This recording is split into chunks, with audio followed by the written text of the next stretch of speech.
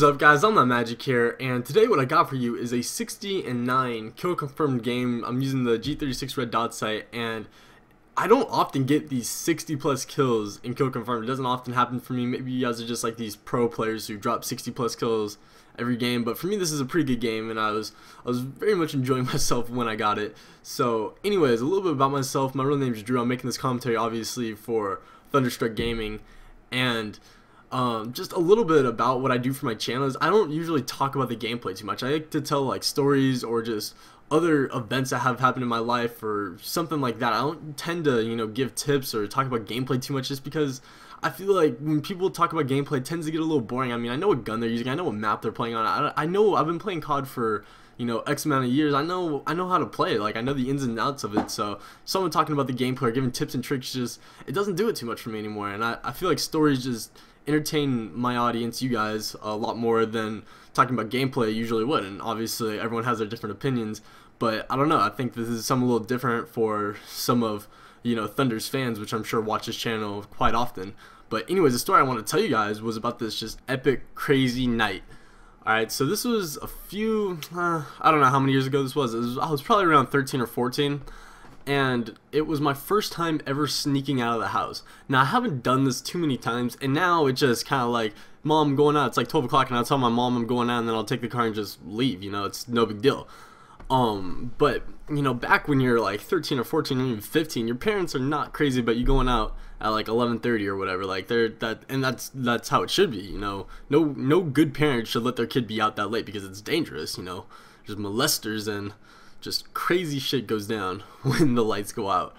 But I decided that it was time to step it up. I wanted to sneak out of the house. I wanted to experience what it was like, and my friend was gonna kind of orchestrate this whole new thing, where not new thing, but he was gonna we were originally gonna go TPing a house, but the plans on that kind of fell through. We weren't really like set on TPing a house. We just all wanted to sneak out because there was 3 of us, and 2 of us have never done it before, and the one that was kind of like orchestrating the whole thing has done it multiple times, and he's the bad influence. But pretty much the way it went down was I did just standard like put the pillows under the covers to make it look like I was still in bed, even though it looked completely fake, and anyone walking into my room could tell that there were pillows there. And I probably looked really sketchy because as I was saying goodnight to my parents, I was dressed in like jeans and a jacket. Like I looked like I was about to go out. So my bedroom is on the 2nd story of my house, so I can't exactly, I mean, if you guys watch a setup video, I can't exactly just sneak out my window. I mean, I don't feel like falling 20 feet to the ground at 12 o'clock at night. But the sliding glass door, the back door to my house, is right above my parents' bedroom, and if you go out that way, a light goes on automatically. It's a motion censored light, so I couldn't go out that way either, because then they'd wake up seeing the light or hearing the door. All the other doors in the house were locked, and it's not really an old house, but the doors squeak when you open them, so anyway, through a door getting out of my house would not have worked. So I can't believe I actually did this, but we have a window downstairs, and I opened that and I took the screen off, and I went to this like, I really like troubled myself to get out of the house, but I eventually was able to finally sneak out of the house, and I was finally out of the house, and I just kind of felt like, holy shit, I'm actually doing this. And so I went out the back gate, and I saw my friend, my 14-year-old friend, in a van that he took from his sister's boyfriend.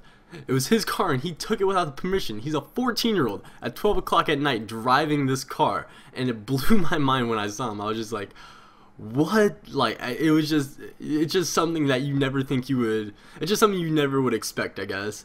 And so I got in, and it's me and 2 of my friends, one of them's driving, and we decided to go up to the gates a little up the hill where these rich people live. These are some really nice houses. You need a special gate code to get in, but I have a friend that lives in there, and I used to go over her house all the time, so I knew the special code or whatever. So we go up there, we travel up there, and this is on a street it's a pretty long stretch of street that is followed by like a nice downhill thing. So you get a lot of people who race down the hill. You get a lot of people during like during Halloween, they throw pumpkins down the hill. A lot of people go what's it called, longboarding or speed racing or whatever it's called with the skateboard. They do it down that hill because it's curvy and everything. So anyways, we're on that street, we're going through the gate and everything, and we were originally going to TP your house, but we kind of thought twice about it, and we're just like, how immature would that be? Like, we're being mature and sneaking out.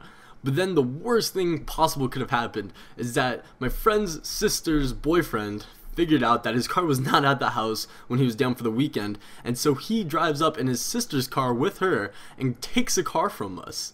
And he didn't even say anything, he just grabbed the keys and they both left. So now we are 5 miles away from anyone's house with no transportation. Like, it's like 1:30 right now and we're just like, holy shit, we are screwed. Like, there's no way of getting out of this right now. And I was pretty close to calling my parents and just saying, come get me, because I was over it. I was not having a good experience at the time.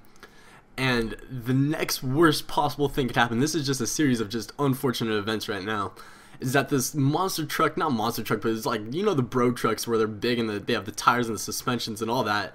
One of those trucks pulled up right next to us, and 3 dudes, there's 4 people in the car. One of them was a girl. She was like smoking whatever drug, whatever illegal narcotic that they had, but they were all under the influence or whatever, you know. They were not they were not normal, and they got out and they were honestly looking to fight us. These dudes are, you know, 25 years old, and we're all like 14 and 15. We're just like, oh shit, this is not okay.